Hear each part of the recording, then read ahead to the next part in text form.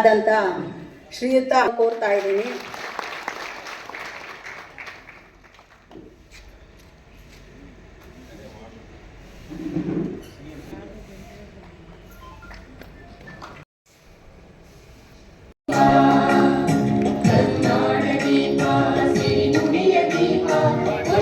ಬಹಳ ಇರುತ್ತೆ.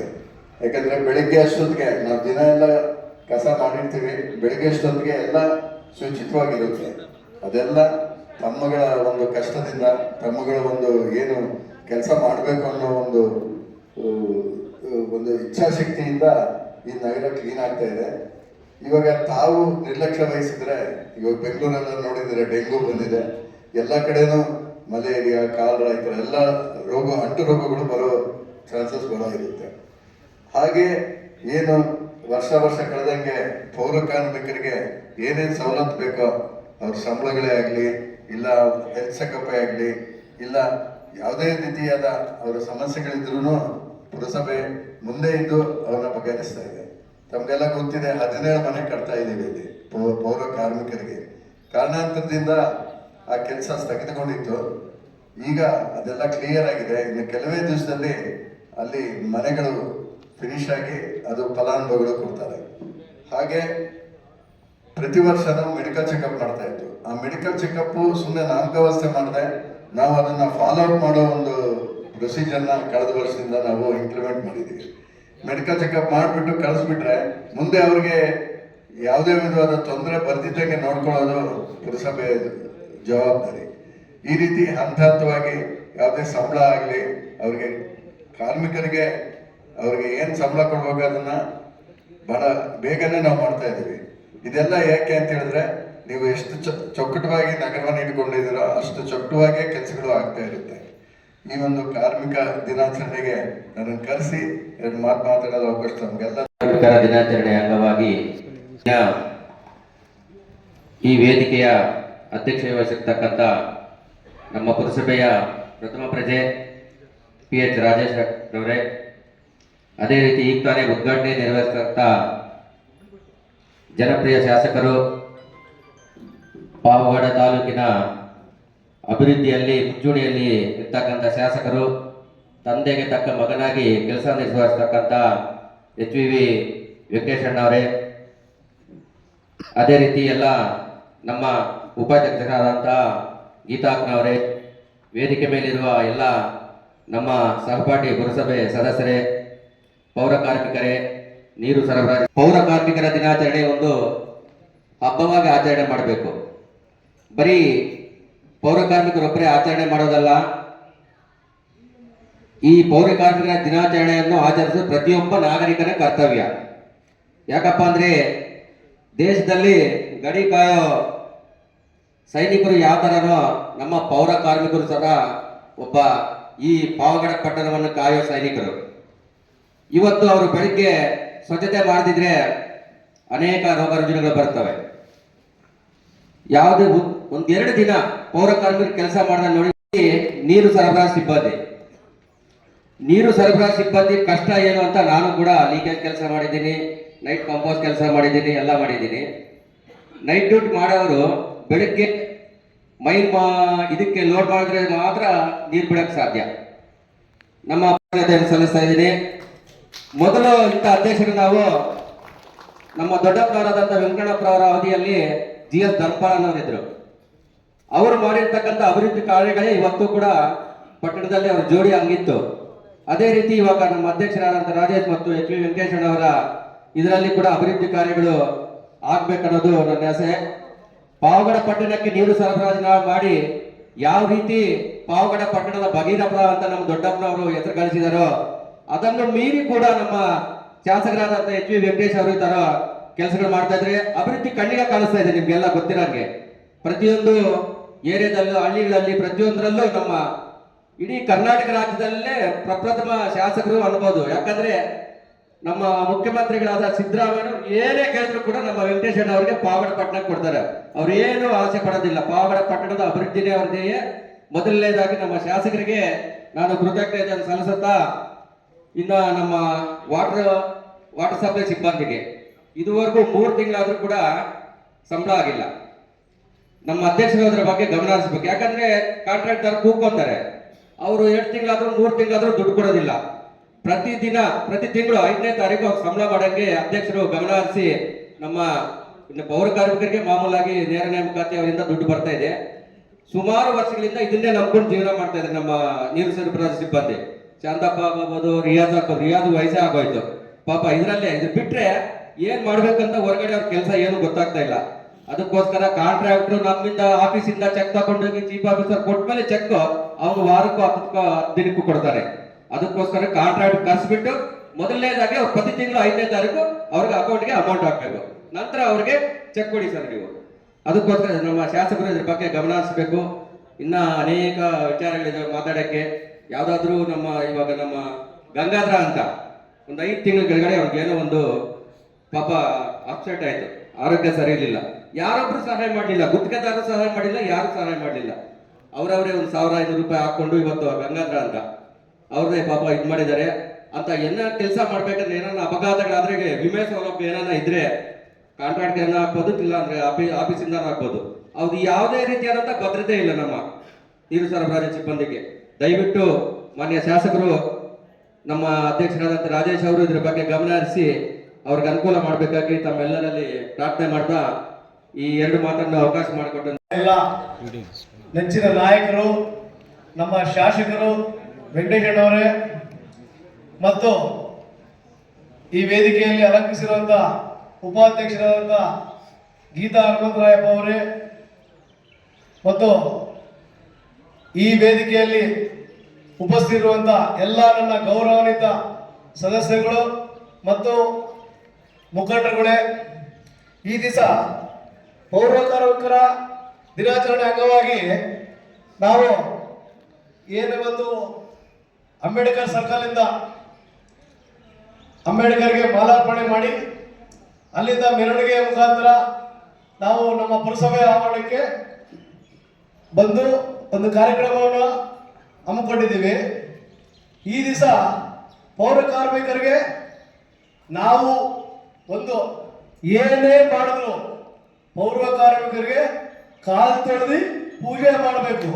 ಯಾಕೆ ಗೊತ್ತಾ?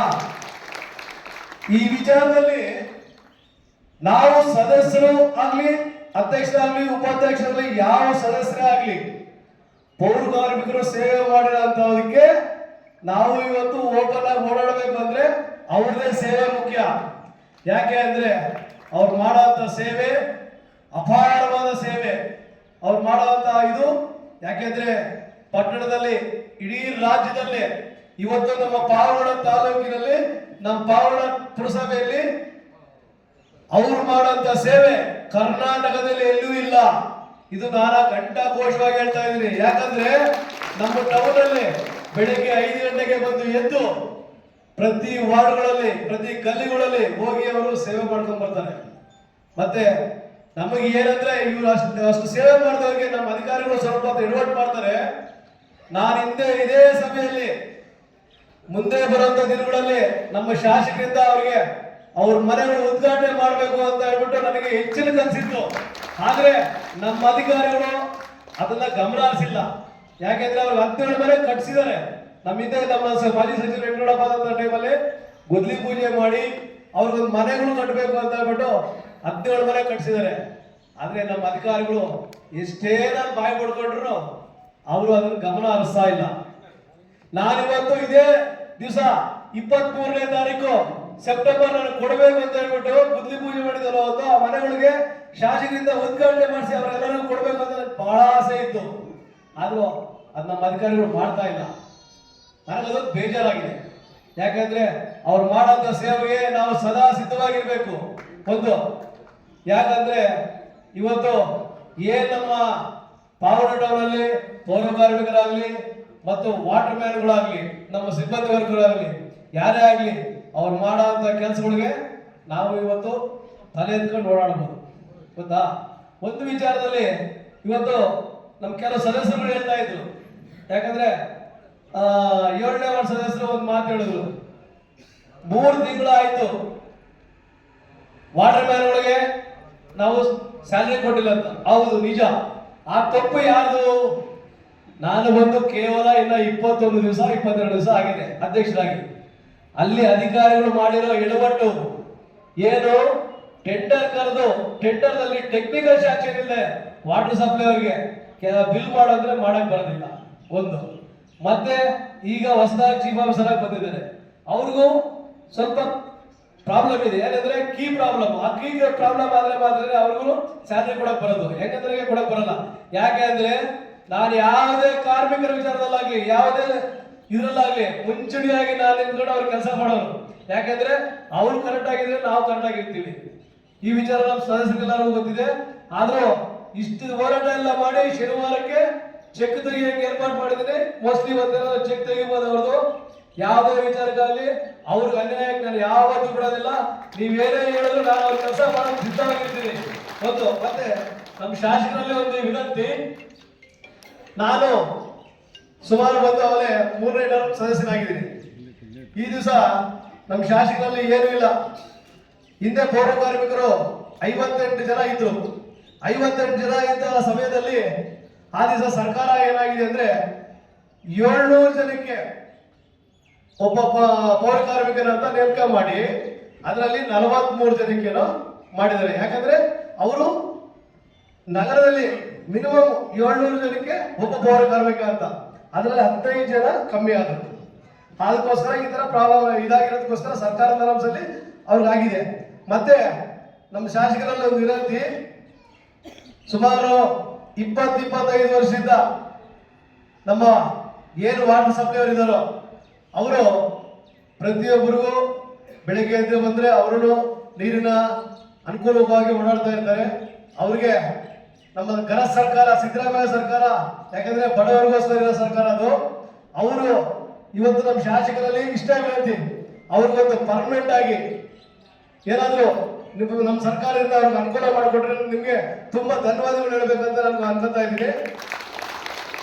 ಈ ಎಲ್ಲ ಒಂದು ಕಾರ್ಯಕ್ರಮಕ್ಕೆ ಇಷ್ಟೆಲ್ಲ ಮಾತಾಡೋಕೆ ಅವಕಾಶ ಮಾಡಿಕೊಟ್ಟ ತಮ್ಮೆಲ್ಲರಿಗೂ ಹೊಂದಿಸ್ತಾ ದಿನಾಚರಣೆಯ ಶುಭಾಶಯಗಳನ್ನು ಹೇಳ್ತಾ, ಶಾಸಕರಾದಂಥ ಪುರಸಭೆಯ ಅಧ್ಯಕ್ಷರಾದಂಥ ರಾಜೇಶ್ ಅವರೇ, ಉಪಾಧ್ಯಕ್ಷರಾಗಿರ್ಬೇಕಂದ್ರೆ ಪೌರ ಕಾರ್ಮಿಕರದ್ದು ತುಂಬಾ ಶ್ರಮ ಇದೆ. ಯಾಕಂತಂದ್ರೆ ದಿನಬೆಳಗಾದ್ರೆ ನಾವು ಎಲ್ಲಾ ಸಿಟಿಗಳಲ್ಲೂ, ತುಮಕೂರು ಆಗೋದು, ಬೆಂಗಳೂರು ಆಗೋದು, ಪಾವಗಡ ಆಗೋದು, ಗ್ರಾಮ ಪಂಚಾಯತ್ ಮಟ್ಟದಲ್ಲಾದ್ರೂ ಪೌರ ಕಾರ್ಮಿಕರ ಶ್ರಮದಿಂದ ನಾವೆಲ್ಲ ಆರೋಗ್ಯವನ್ನ ಕಾಪಾಡ್ಕೊಂಡು ಬರ್ತಾ ಇರ್ತೀವಿ. ಯಾಕಂದ್ರೆ ಹಳ್ಳಿಗಳಲ್ಲಿ ಚರಂಡಿ ಕ್ಲೀನ್ ಮಾಡಿಲ್ಲ ಅಂದ್ರೆ ಆ ಕೊಳದ ನೀರು, ಕೊಳ್ತೋಗಿರೋ ನೀರು ಬ್ಯಾಡ್ ಸ್ಮೆಲ್ಗೆ ಡೆಂಗ್ಯೂ ಬೇರೆ ಬೇರೆ ಕಾಯಿಲೆಗಳು ಬರುತ್ತೆ. ಅವ್ರು ಮಾಡೋ ಕೆಲಸ ನಮ್ಮ ಮನೆಗಳಲ್ಲಿ ನಾವು ನೀಟಾಗಿ ಮನೆ ಕ್ಲೀನ್ ಮಾಡ್ಕೊಳ್ಳೋಕೆ ನಮ್ಮ ಮನೆ ಹೆಂಡ್ತೀರು ನಾವಾಗ್ಲಿ ನಮ್ಗೆ ಬೇಜಾರಾಗುತ್ತೆ. ನಮ್ಮ ಮನೆ ಸ್ವಚ್ಛವಾಗಿಡ್ಬೇಕಂದ್ರೆ ಅಂಥದ್ರಲ್ಲಿ ನಗರವನ್ನ ಅವ್ರು ಸ್ವಚ್ಛವಾಗಿರ್ತಾರಂದ್ರೆ ಅವ್ರ ಕೆಲಸಕ್ಕೆ ನಾವೆಲ್ಲ ಮೆಚ್ಚುಗೆಯನ್ನ ವ್ಯಕ್ತಪಡಿಸಬೇಕಾಗುತ್ತೆ. ಈ ನಗರದಲ್ಲಿ ಇನ್ನೂ ಕ್ಲೀನಿಕ್ ಕಮ್ಮಿ ಇದೆ. ನಾನು ಯಾಕಂದ್ರೆ ಪ್ರತಿನಿತ್ಯ ನೋಡ್ತಾ ಇರ್ತೀನಿ, ಮೈನ್ ರೋಡಲ್ಲಿ ಏನೋ ರಾಜೇಶ್ ಬಂದ ಮೇಲೆ ಪರ್ಕೆಗಳು ತಗೊಂಡು ಕ್ಲೀನ್ ಮಾಡ್ತಾ ಇದ್ರು. ಮೊನ್ನೆ ತುಂಬಾ ಸಂತೋಷ ಆಯ್ತು. ಯಾಕಂದ್ರೆ ಈಗ ನಮ್ಗೆ ಬೇರೆ ಬೇರೆ, ಈಗ ನೋಡಿ ಬಳ್ಳಾರಿ ಕಡೆಯಿಂದ ಪಾಸಿಂಗ್ ಇದೆ, ನಮಗೆ ಹೆಚ್ಚಿನ ದಟ್ಟವಾದ ಟ್ರಾಫಿಕ್ ಇದೆ ನಮ್ದು Pavagada. Chief officer main road ಅಂತೂ ತುಂಬಾ ನೀಟಾಗಿರ್ಬೇಕು. ಆಮೇಲೆ ಗಲ್ಲಿಗಳಲ್ಲಿ ಈ ಚರಂಡಿಗಳಂತೂ 15 ಡೇಸ್ ಒಂದ್ಸಲ, ತಿಂಗಳಿಗೊಂದ್ಸಲ ಕ್ಲೀನ್ ಮಾಡಿಸಿದ್ರೆ ನಗರದಲ್ಲಿ ವಾಸ ಮಾಡೋ ಜನಗಳು ಸುರಕ್ಷಿತವಾಗಿರ್ತಾರೆ. ಅದ್ರ ಜೊತೆಯಲ್ಲಿ ಪೌರ ಕಾರ್ಮಿಕರಿಗೆ ನಿಮ್ಗೆ ಏನೇ ಸಣ್ಣ ಪುಟ್ಟ ಸಮಸ್ಯೆಗಳಾದ್ರೂ ಕೇರ್ ತಗೋಬೇಕು ನೀವು ಅವ್ರ ಬಗ್ಗೆ. ಯಾಕಂದ್ರೆ ಹಾಸ್ಪಿಟಲ್ ಆಗ್ಬೋದು, ಯಾರೋ ಬಡವರಿಗೆ ನೋಡಿ ಅವ್ರಿಗೆ ತೊಂದರೆ ಆಗಿ ಈ ಬಾಲಸುಬ್ರಹ್ಮಣ್ಯ ಹೇಳ್ತಿದ್ದಲ್ಲ, ಅಂತ ಸಮಸ್ಯೆಯಲ್ಲಿದ್ದಾಗ ನಮ್ಮ ಕೈಲಾದಷ್ಟು ಪುರಸಭೆ ಸದಸ್ಯರಾಗ್ಬೋದು, ನೀವು ಮುಖ್ಯ ಅಧಿಕಾರಿ ಆಗ್ಬೋದು, ಇಲ್ಲ ನಮ್ಮಂಥವ್ರ ಗಮನಕ್ಕೆ ತಂದ್ರೆ ಕೈಲಾದ ಸಹಾಯವನ್ನು ನಾವು ಮಾಡ್ತೀವಿ. ಸರ್ಕಾರದ ಮಟ್ಟದಲ್ಲೂ ಸಹ ಹಿಂದೆ ಎಲ್ಲ ಪೌರ ಕಾರ್ಮಿಕರಿಗೆ ಅನೇಕ ತರದ ಅನುಕೂಲಗಳನ್ನ ಮಾಡಿದೆ ಸರ್ಕಾರ. ಮಾನ್ಯ ತಂದೆಯವರಾದ ವೆಂಕಟರಮಣಪ್ಪನವರು ಏನು 17 ಮನೆಗಳಿಗೆ ಪೂಜೆಯನ್ನ ನೆರವೇರಿಸಿ ಅದರ ಅರ್ಧಕ್ಕೆ ನಿಲ್ಲಿಸಿದಾರಂತೆ. ಅದು ಬೇಕಾದ್ರೆ ನಾಳೆ ನಾಡಿದ್ದು ಸ್ಪಾಟ್ ಹೋಗಿ ನೋಡ್ತೀನಿ. ಆದಷ್ಟು ಅದನ್ನ ಕಂಪ್ಲೀಟ್ ಮಾಡ್ಕೊಳಕ್ಕೆ, ನೀವು ಮನೆಗಳು ಕಂಪ್ಲೀಟ್ ಮಾಡೋಕ್ಕೆ ಪ್ರಾಮಾಣಿಕ ಪ್ರಯತ್ನ ಪಡ್ತೀವಿ. ನಗರದಲ್ಲಿ 5 ಎಕರೆ ಜಮೀನನ್ನ ನೋಡಿದೀವಿ, ಬಡವರಿಗೆಲ್ಲ ನಿವೇಶನ ಕೊಟ್ಟು ಒಂದು ವಸತಿಯನ್ನು ಮಾಡಿಕೊಡ್ಬೇಕು ಅಂತೇಳಿ ನನ್ನ ಚುನಾವಣೆ ಪ್ರಚಾರದಲ್ಲೇ ಹೇಳಿದ್ದೆ. ಈಗ ಫೈಲ್ಗೆ ವೇಗವನ್ನು ಕೊಡ್ತೀವಿ. ಈಗ ಅದಕ್ಕೆ ಹೇಳಿದ್ದೀನಿ ಅಧ್ಯಕ್ಷರಿಗೆ, ಆ 5 ಎಕರೆ ಲ್ಯಾಂಡ್ ಫೈಲ್ ಮೂವ್ ಮಾಡಿಸ್ಬೇಕು. ಅದೇ ರೀತಿ ನಗರದಲ್ಲಿಗೆ ಕುಡಿಯೋ ನೀರು ಸಮಸ್ಯೆ ಈಗ ಸದ್ಯಕ್ಕಿಲ್ಲ ಅಂತ ಕಾಣಿಸುತ್ತೆ. ಅತಿ ಶೀಘ್ರದಲ್ಲೇ 32 ಕೋಟಿ ವೆಚ್ಚದಲ್ಲಿ ಕುಡಿಯೋ ನೀರು ಕಾಮಗಾರಿಗೆ ಪೂಜೆಯನ್ನು ನೆರವೇರಿಸ್ತೀನಿ ಮುಂದಿನ ವಾರ ಒಂದು ಡೇಟನ್ನು ಕೊಟ್ಟು ಏನು 2,500 ಮನೆಗಳಿಗೆ ಕುಡಿಯೋ ನೀರು ಯೋಜನೆಯನ್ನು ಮಂಜೂರು ಮಾಡಿಸಿದ್ದು 32 ಕೋಟಿ ವೆಚ್ಚದಲ್ಲಿ.